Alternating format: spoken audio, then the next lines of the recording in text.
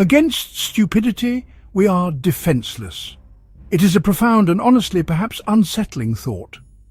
These words come from the remarkable mind of Dietrich Bonhoeffer, a theologian and pastor who penned his powerful observations on what he called the theory of stupidity.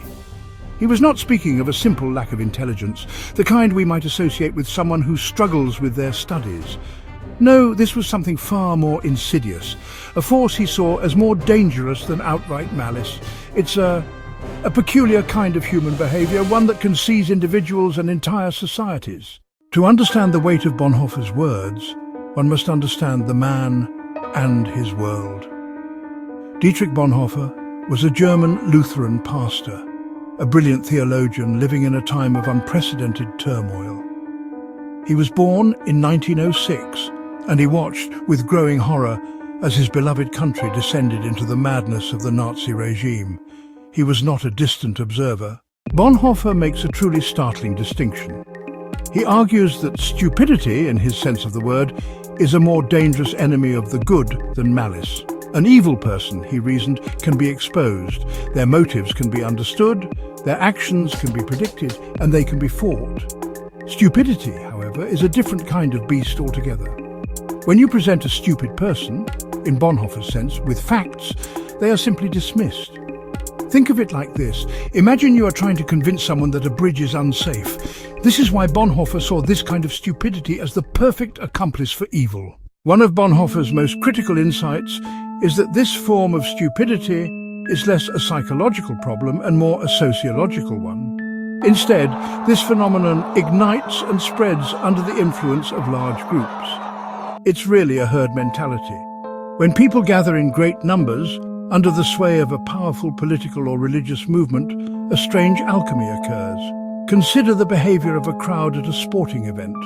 People who are, in their daily lives, quiet and reserved might find themselves screaming, chanting, and engaging in behavior they would never consider when alone. One might naturally assume that the best defense against this kind of stupidity is intelligence.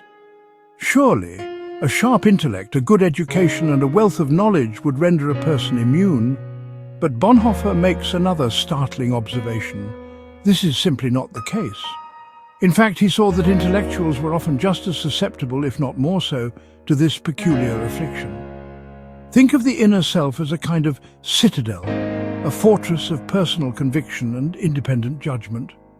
If the commander, the core of the person, their moral will, decides to open the gates and surrender to the invading army of public opinion, then the strength of the walls is utterly irrelevant. If stupidity is not an intellectual problem, then it cannot be solved with intellectual tools. Why? Because the root of the problem is not a lack of information, but a lack of inner freedom. The only possible solution, Bonhoeffer argues, must come from within the individual. It's not an act of instruction, but an act of liberation.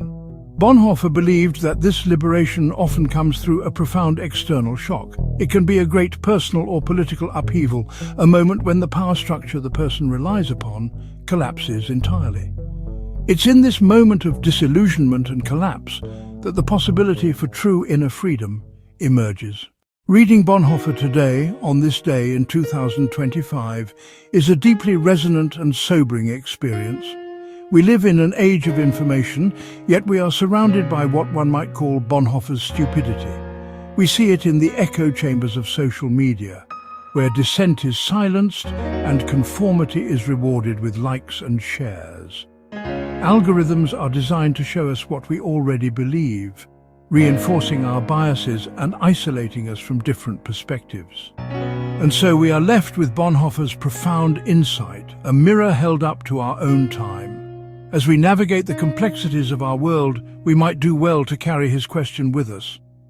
Am I thinking for myself, or am I simply thinking what I am told?